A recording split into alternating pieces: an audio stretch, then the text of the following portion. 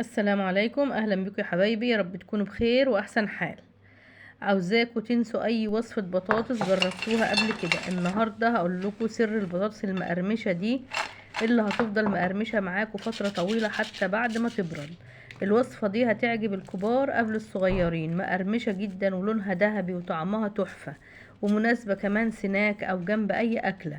ومكوناتها بسيطة جدا، نص كيلو بطاطس ب10 جنيه هنعمل العظمة اللي انتوا شايفينها دي، من غير بيض ولا بقسماط ولا هتشرب زيت نهائي. خليكم معايا للاخر علشان تعرفوا كل الاسرار اللي هتخليها تنجح معاكم ان شاء الله من اول مرة. ويلا بينا على طول نبدأ وصفتنا الخطيرة دي. بس يا ريت ما ننساش اللايك والاشتراك في القناة. معايا نص كيلو من البطاطس زي ما انتوا شايفين كده، انا قشرتها وغسلتها غسلة، وهنبدأ نقطعها مع بعض قطع عشوائية كده. قطعيها مكعبات علشان لما نيجي نسلقها تستوي معاكي بسهولة. هقطعها كلها قطع مكعبات عشوائية زي ما انتوا شايفين كده. بس زي ما قلت لكم قطعوها مكعبات صغيرة، يعني وانتوا بتقطعوا كده لقيتوا حتت كبيرة شوية قطعوها صغير علشان تستوي معاكم بسرعة وما تاخدش وقت خالص في التسوية. وهنقطع كل النص كيلو بتاعنا بنفس الطريقة دي، وهنرجع نغسله كمان مرة. اغسليه كمان مرة قبل ما تحطيه في الحلة اللي هتتسلق فيها. بعد ما غسلته هنجيب حلة كده، ننزل بالبطاطس فيها، وهنحط فوقيها مية تغطي وش البطاطس، يعني بحوالي عقلتين صباع مية كده فوق الوش. وهنغطيها ونحطها على النار تستوي بقى كويس جدا. وبعد ما استوت زي ما انتم شايفين كده وشربت كل المية بتاعتها، بعد ما بتغلي كام غلوة كده يعني بنهدي عليها ونسيبها تستوي براحتها لحد ما تبقى مستوية خالص كده.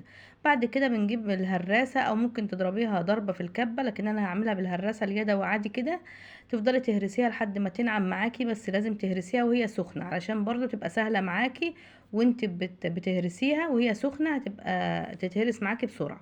بعد كده هننزل بالتوابل بتاعتنا، معلقة ملح ومعلقة كمون، معلقة صغيرة ومعلقة 7 بهارات، ونص معلقة توم باودر، ونص معلقة بصل باودر، ونص معلقة فلفل اسمر، ومعلقة شطة اختياري او بابريكا.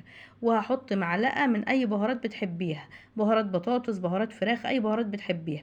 وثلاث معالق كبار نشا، هتحطي عليهم 3 معالق هرميين كده من النشا. وبعد كده نبدأ برضو بالهراسة ونهرسهم كويس قوي في قلب بعض زي ما انت شايفة كده. طبعا هي سخنة جدا فانا هنقلها في الطبق تاني ده. وبعد كده عشان اعرف اتعامل معاها بايدي، لان هي سخنه جدا، فاحنا عايزين ننقلها في الطبق عشان تبرد شويه. بعد ما نقلتها في الطبق كده هنبدا بقى نتعامل معاها بايدينا كانك بتعجني عجينه كده. هتقلبيها بايدك كانك بتعجني عجين، بتدمجي البطاطس مع النشا كويس كده. طبعا هي لسه سخنة شوية، بس طبعا ايدي مستحملاها برضو. لو انتي ايدك مش مستحملاها بعد ما تنقليها كده او تسيبيها تبرد شوية، ممكن تضربيها ضربة في الكبة زي ما قلتلك، او تهرسيها بالهراسة كويس اوي لحد ما تبقى معاكي زي العجينة كده. زي ما انت شايفة كده، لو خدت القطعة بتبططيها كده بتبقى معاكي زي العجينة. خلاص كده هنبدأ نشتغل فيها. هجيب كيس كده تلاجة هنفتحه، ومسحة بسيطة من الزيت كده عليه، وهاخد قطعة من عجينة البطاطس بتاعتنا دي، وهنحطها على الكيس. وهنبدأ بقى برضو هنمسح ايدينا مسحة من الزيت بسيطة كده، وهنفردها كأنك بتفردي رغيف كده. هحط بقى كيس تلاجة كمان فوقيه عشان يسهل معايا في الفرد. وهفردها كده فرد وسط زي نص سنتي كده، يعني ما تبقاش تخينة قوي ولا رفيعة قوي قوي برضو. وبالسكينة كده وهبدأ اقطعها شرايح، يعني كل شريحة كده قد صباعك كده او اقل شوية. وبعد كده بتعملي كل القطعة بتاعتك دي شرايح كده، وتشيلي اي زيادات كده شكلها مش حلو، وتسويها يعني بالطريقة دي. وهنقسمها برضو كده بالعرض، وتبقى الحجم ده حلو قوي. دي طريقة للتشكيل، الطريقة الجميلة، يعني طريقة حلوة قوي سهلة للتشكيل. وبرضو دي طريقة تانية هتعمليها صوابع زي صوابع الكفتة كده، تصبعيها كأنك بتصبعي كفتة رز كده، بس بترفعيها شوية. ودي برضو طريقة تانية للتشكيل. احنا هنعمل 3 طرق تشكيل، يعني هنشكلهم ب3 طرق مختلفة، اللي يعجبك فيهم اعمليها. اول طريقة اللي عملتها بالكيس دي، وتاني طريقة زي الصوابع الكفتة كده، والتالت طريقة اللي هي كرات زي الكرات دي. وممكن تشكلي باي طريقة انت عايزاها واي اشكال انت حباها.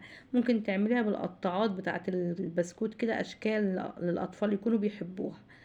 خلصت النص كيلو زي ما انتم شايفين كده، عمل لي الكميه الجميله دي. ويلا بينا بقى نقلي شويه كده منها، نحط بقى زيت غزير على النار يسخن كده، وننزل بالبطاطس بتاعتنا. ما حطيتهاش في التلاجة ولا اي حاجه، يعني هي انا بعد ما خلصت تصبيع او تشكيل لقيتها بردت كده واتمسكت اكتر معاكي. بتسخني بقى الزيت على النار، زيت غزير كده، وتنزلي ايه بتملي الطاسه عادي بكميه البطاطس بتاعتك، بتبقى تماسكت زي ما قلت لك، من غير ما تحطيها في فريزر ولا تلاجة ولا اي حاجه.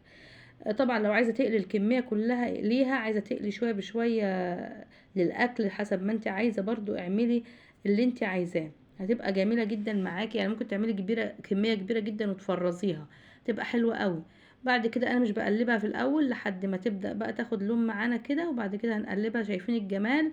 بس اهم حاجه برضو وانت بتعملي البطاطس دي، اختاري بطاطس من اللي هي حلوه في القليه، بطاطس قليه، ما تبقاش بطاطس من اللي هي بتتحرق او من اللي هي بتعمل لون بسرعه، وما تبقاش يعني البطاطس اللي هي بتحمر دي.